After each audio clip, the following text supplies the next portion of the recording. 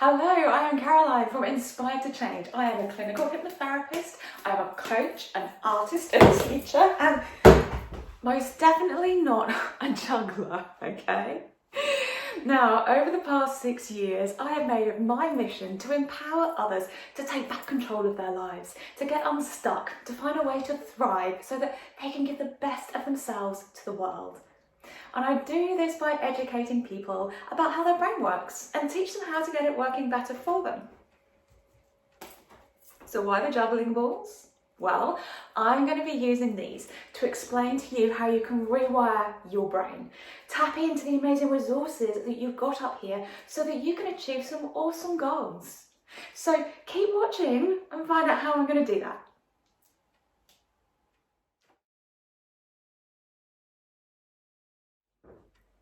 Hello, and welcome to week 1 of how to rewire your brain. In my introduction last week, we spoke about how our brain rewires itself, and that to rewire our brain, we have to refire our neurons to make new connections. And that's what we're going to be looking at over the next 6 videos, the process of refire that we need to go through. And I'm going to be demonstrating how that process works by learning to juggle along the way, refiring my brain to create new connections. So we'll take a look at my progress and learnings from the week at the end of this lesson. So rewiring our brain is all about creating new connections and disconnecting old outdated ones. Handily, the word refire gives us all the clues we need to keep us on track. And today we're going to take a look at that first letter, R. To create new connections in our brain, we need a reason. Our brain has very limited resources. Only about 500 calories a day are dedicated to all of our thinking, decision-making processes, and all of our executive functions. So if you think about how much overthinking we do, we can easily burn through those calories without having used any of them constructively. Creating new connections takes some effort.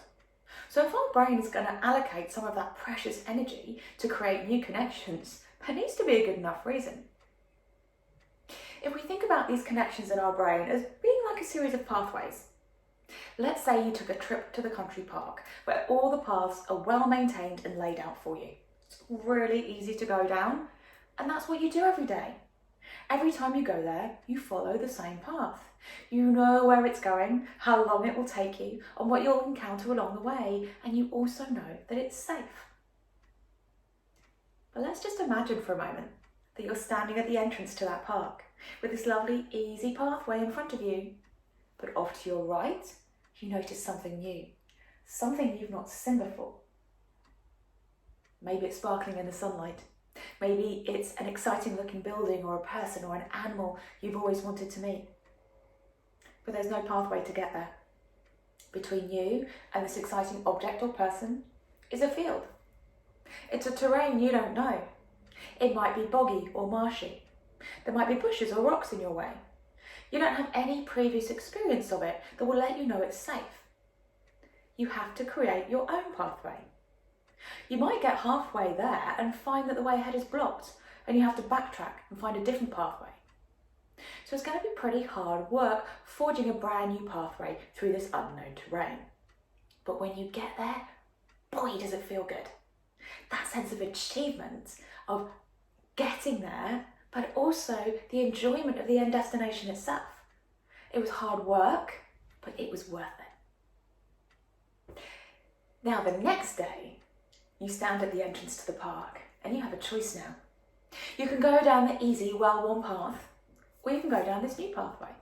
One that's still pretty muddy and uncertain, but you've got a better idea of what you're doing this time, and you remember how good it felt when you reached the end. And this is what's happening in our brain all of the time when we're creating new pathways.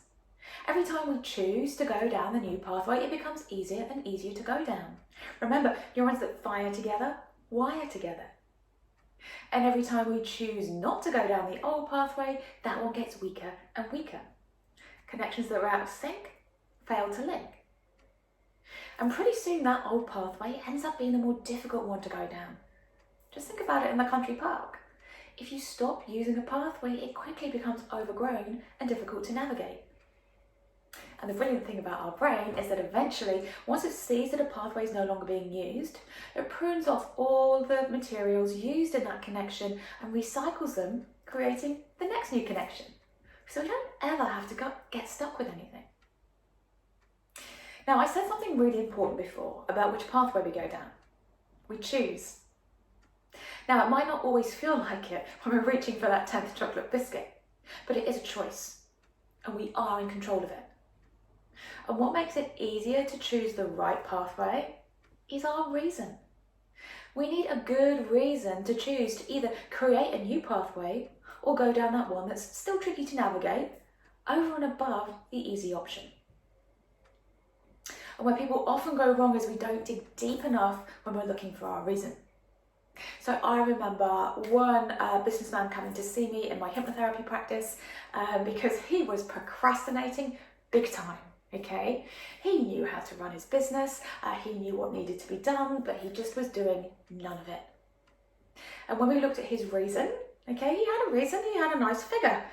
I need to earn this much money every month in the business. It needs to be turning over this figure. But that figure clearly wasn't a good enough reason, because if it was, he would have been taking action. So we had to dig a little bit deeper. So when I asked him what that figure meant, if his business did turn over that much money every month, what would that mean? Well, then his face lit up, okay? He's like, oh, Caroline, if my business turns over that much money each month, I can finally tell my father he can retire.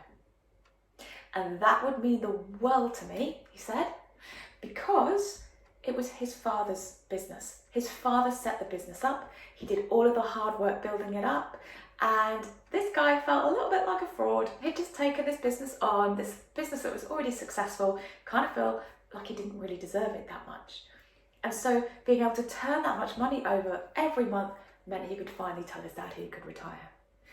And as soon as we connected him with that real reason, everything started flowing again, okay? We got rid of that block. Every action he took was an action towards getting to that place where he could tell his father he could retire. So getting the right reason is really important. So what's my reason for doing this? Well, it's because it's important to me to feel the value to others. I could just learn to juggle in the comfort of my own home and not tell anyone about it, but that's not what this is about. My reason for doing this is to empower you to start making changes in your own life. Because for much of my life, I didn't have that feeling of empowerment. I didn't realise I could take control of how my brain was running my life. And that's my why. To empower others to be their best. Because until someone else did that for me, I was stuck. And I remember what an unpleasant place being stuck was. And what an amazing feeling it was to feel empowered and in control of my life. And there is no greater buzz than passing that feeling on to somebody else. So that's my why. So, shall we see how my juggling is getting on?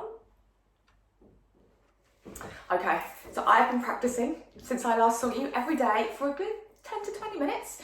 And I've learned quite a bit about my brain already, okay?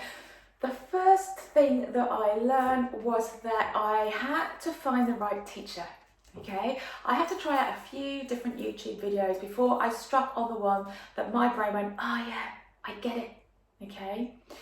And this is the one thing that I've learned with my dyspraxia over the years is that I need often to teach my teacher how to teach me. Because the way they would normally teach, my brain doesn't get, but I've learned what my brain does get. And so watching different videos, I finally came across one that went, oh yeah, I get that. I reckon I can do it. My brain had obviously made a connection between something in my brain about how I'd learned before and recognised something in the style of that particular person. The other thing was I found that I couldn't get on with those videos that gave me promises that they could teach me to juggle 3 balls in 30 minutes, okay?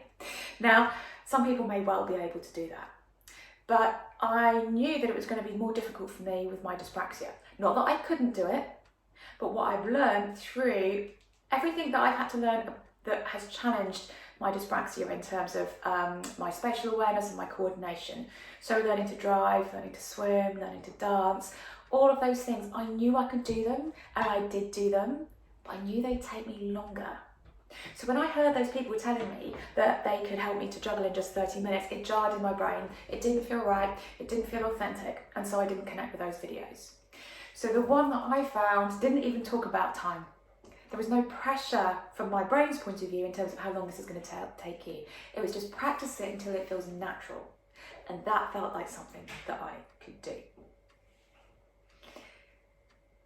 Now, the other thing that was particularly interesting for me when we're looking at how our brain works is that when I tried to start juggling with my right hand, my dominant hand, I couldn't do it, okay?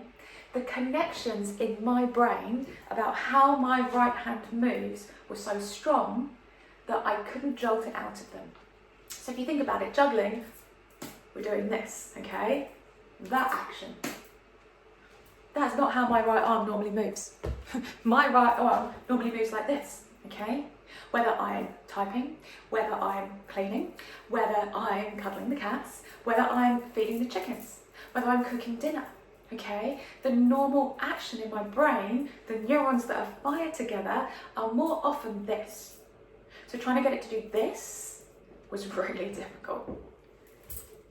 So as soon as I tried with my left hand, where those connections aren't so hardwired, it was much easier to get started.